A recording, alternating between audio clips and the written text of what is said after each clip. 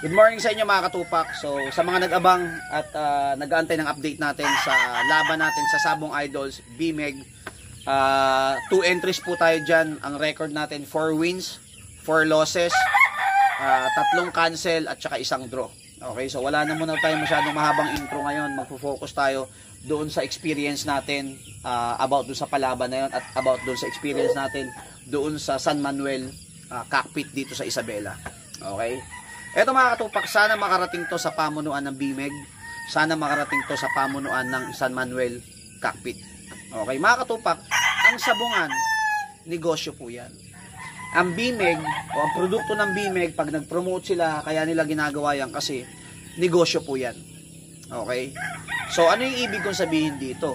Yan, negosyo yan. Dapat yung mga empleyado nyo, dapat yung mga, kung sino mang representative nyo dyan, dapat yan well-oriented na ang ginagawa nila is to promote yung product nyo, the BMEG. Sa sabungan naman is to promote na maayos yung palaban nyo sa sabungan. Ano ba yung pinupunto ko rito? Mga katupa, kasi ang pangit, no? Eto una, sa BMEG muna, sa BMEG. Ang pangit kasi na nagpo-promote kayo, nagpapalabang kayo, tapos yung mga tao nyo sa field, yung mga tao nyo mismo dun sa sabungan, mga lasing. Parang 80%. Hindi ko po alam kung alam nyo, no? Pamunuan ng BMEG. Yung 80% ng empleyado nyo lasing. Ngayon, wala namang problema na mag-inom sila ron. Ang problema kasi ganito, paano pag nagkaroon ng issue? Paano pag nagkaroon ng mga concerns? Ayan, hindi nila alam kung paano sasagutin. Bakit putang ina, mga lasing Yung isang eyeball pababa, yung isang eyeball pataas. Tapos pag kinausap mo, yung hininga, amoy Alfonsong panis. Oh, paano nila ma-address yung concern kung ganun? Oh, sa sabungan naman, sa San Manuel naman. Oh, yung mga empleyado nyo po ay masyadong matatapang pagkalasing, no? Babanat ng wala kaming pakialam sa sinasabi mo. Basta kami rito, kami nagpapasabong, kami ang may rules dito, kami ang masusunod. Tama naman. Sabungan nyo yan Tama naman. Palaban nyo yan Pero ang pangit ng approach. Kami ang masusunod dito, wala akong pakialam sa sinasabi mo. Tapos yung hininga, amoy panis na dura. Lasing Oh, di ba? Ganun ba yung tamang approach? Kami dayo kami. Nag-entry kami ng 2. Kami, customer nyo kami, no? Kung titingnan natin yung mas malawak na labanan, customer nyo kami, kayo yung may negosyo, lumapit kami. Nag-entry kami para yung kumita yung sabungan nyo. Tapos yung empleyado nyo, ganun makipag-usap. No? Walang modo, walang moral. Hindi na natin babanggitin yung pangalan, no? Basta yung mukha niya, alam ko naman pangalan niya kasi pinagtanong-tanong ko na yung pangalan niya. Yung mukha niya, mukhang Wachile, yung sa F4, sa Meteor Garden, na sinubsob sa tae ng kalabaw. Yun yung mukha niya. Di ba? Paano kung yung utak ko maiksi lang din? Paano kung nakainom din ako? Di nagrambulan kami doon. So, inisip ko lang din yung mga kasama ko. Kasi syempre, ilan lang kami doon? 5 kami. Tapos yung 4 ko pa nakasama, maliliit, tsaka mga may edad na. So, syempre, bugbog sarado kami lahat doon. Diba? Pero yun, syempre, in short, sabi ko nga mga katupak, ang social media kasi, no, para sa BMEG at para sa may-ari ng San Manuel, hindi naman kasalanan ng mga may-ari yan. Ako, ginagawa ko to para ma-address kayo. Para ipaalam sa inyo na ito yung nangyari. Kasi, for sure, hindi naman nila sasabihin yan. Baka may chismis kayong marinig-rinig na konti about sa ganito. Pero hindi nyo alam na yung mga empleyado nyo, yung mga representative nyo, mga bastos, kasi nga mga lasing na at they don't know how to handle yung sitwasyon na meron doon. Real talk po yan. No? Hindi, eto, ginawa ko tong video na to hindi para siraan yung BMEG. Ginawa ko tong video na to hindi para siraan yung San Manuel cockpit. Ang gusto ko, malaman nyo na yung empleyado nyo, yung mga tao nyo, kupal. Pwede naman silang uminom Pero kung kaya ba nilang i-handle? Pag nakainom sila, kaya ba nila? Normal pa rin ba sila makipag-usap? Hindi ba mainit yung ulo nila? Diba? Nakasigaw na, nakaduro pa. Eto, nag-entry yung Red Blade, no? Sabi niya, hindi ko kayo kilala, BMEG, pero in-approach nyo ako, nag-entry kami rito, kahit di ko kayo kilala, nag-entry kami ng 2. Mga katupak, 4 wins. Sa 2 entry nila, yung isa 4-0, yung isang entry nila 4-1. Talagang 2 entry nila, parehas may chance na mag-champion. Nagkadayan sa sintensya, so syempre, nagkagulo, nag-usap-usap.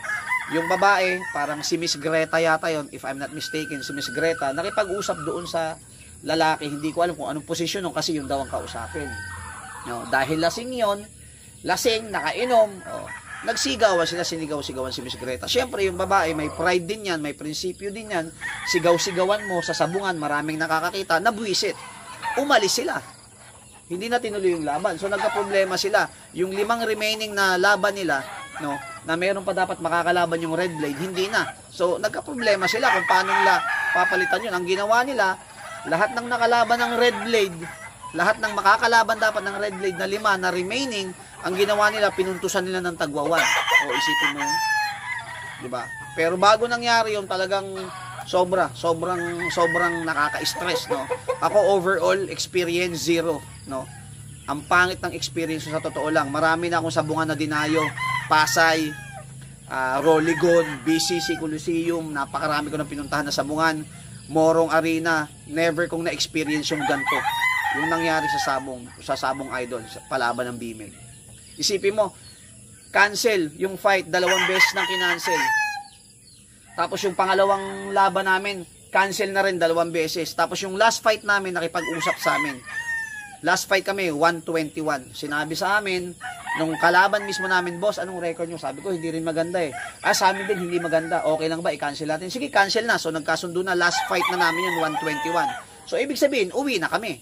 Pack up, balot na lahat, nakabayong na lahat ng mga manok, TP, nakaligpit na. Tapos pagdating dun sa gate, hinarang kami. Kasi meron pa daw kaming remaining na laban. Sabi ko, paano po nangyari yun?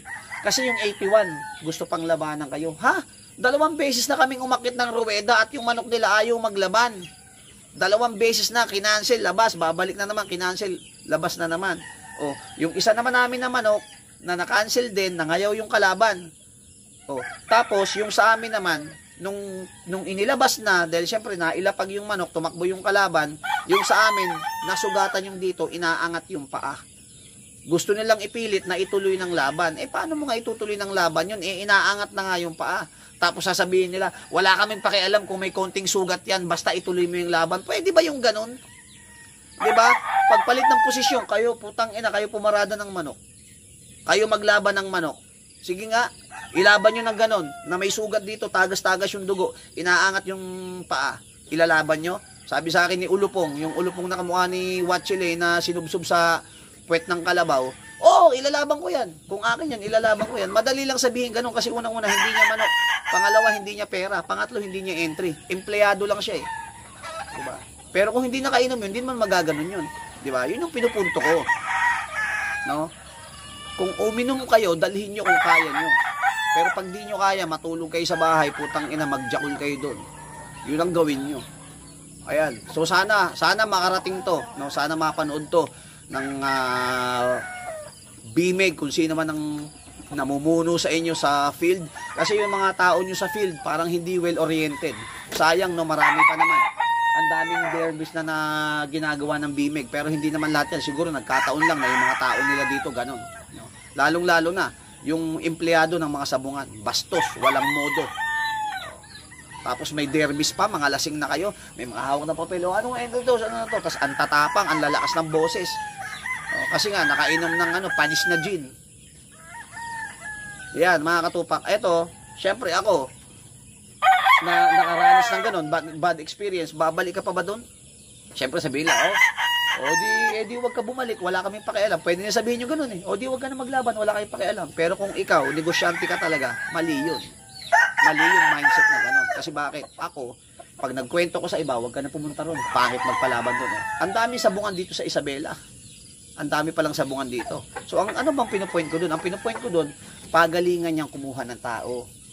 Pagalingan niyan paano makipag-usap. Pagalingan niyan kung paano ka makikibagay sa mga sabongero.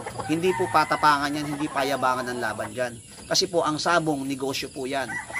Ang endorsement, yung BMEG, yung promotion, lahat po yan, negosyo yan. Tapos, yung mga trabahante nyo, yung mga tao na nilagay nyo sa field, puro mga ulupong. Ayan, no? Meron doon kaisa-isahan na taga BMEG, parang tingin ko taga BMEG yun, kararating lang niya, hindi ko alam kung nandun siya basta dumating siya, payat siya na maputi. Siya lang yung nag-iisa na maayos makipag-usap. Hindi ko natanong Hindi ko na natanong yung pangalan niya. Basta maayos siyang makiusap, hindi siya lasing, nakikinig siya sa akin sa pinapaliwanag natin. Kasi ang ganda ng paliwanag eh. Bro mo yung sa mga una ko nakausap, sir, ganito po kasi yung nangyari.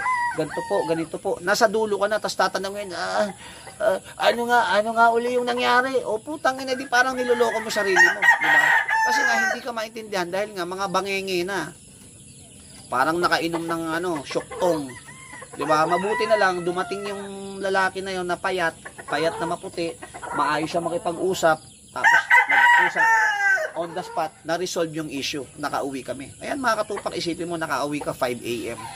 Hindi na nga ganun kagandahan yung score mo, puta, tapos uuwi ka na lang, stress ka pa, dahil dun sa mga walang alam kung anong desisyon na gagawin nila, hindi kayang mag-decide, hindi kayang magdesisyon na kung ano ba talaga ang dapat gawin nila. Kagaya na, yung entry ng red blade, tingin mo babalik pa yon? Tingin mo magi-entry pa uli yung red blade? Tingin ko talagang laging lumalaban ng dervish yung mga yon. Tingin nyo uulit pa yon? Syempre nadala na yon at nabastos ka pa, nasigawan ka pa, babae ka pa, nasigawan ka sa sabungan. Kahit sino naman magagalit, di ba? Ayan mga katupak, again, hindi ko to sinishare para siraan sila, sinishare ko to para maayos nila yung ginagawa nila, para maayos yung mga dapat, para maplansya nila, para lalong gumanda yung negosyo nila. Yan. Real talk yan. King Pac. Unlow.